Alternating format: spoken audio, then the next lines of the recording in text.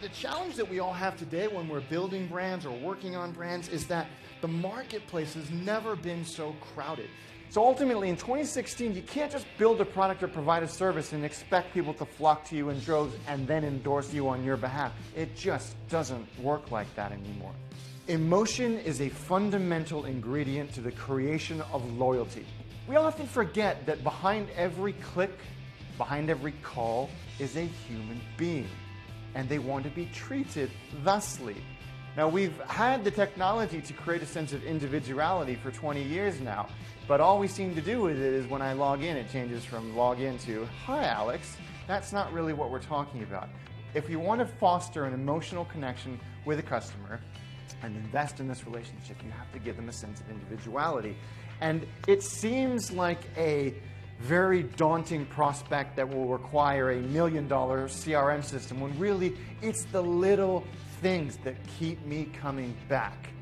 And one of the things that Virgin does right is whenever I get on the plane and I'm sitting in seat 72K, middle seat next to the screaming child, somebody from the in-flight team will come up to me and say, hand me a glass of champagne and say, it's good to see you again, Alex. Thanks for coming back.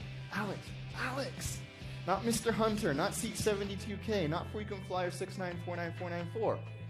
Alex. I don't even like champagne, but I'm going to drink that shit because I know where it came from.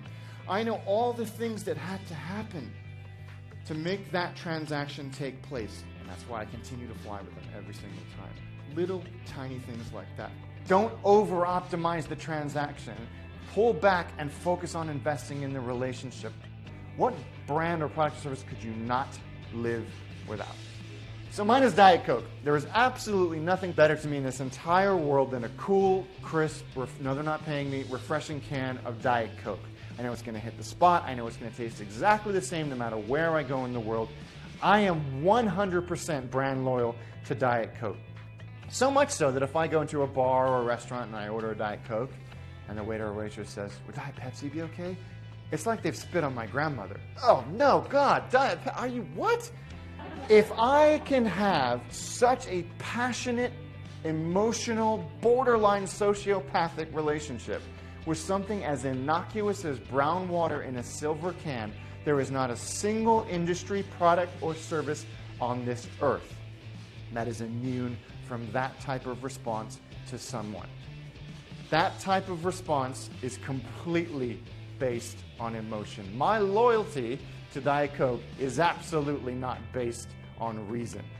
My loyalty to my wife is not based on reason either. It's purely based on emotion. But it proves the fact that you have to build up this relationship with the customer. It's a human business legacy we want to leave behind us.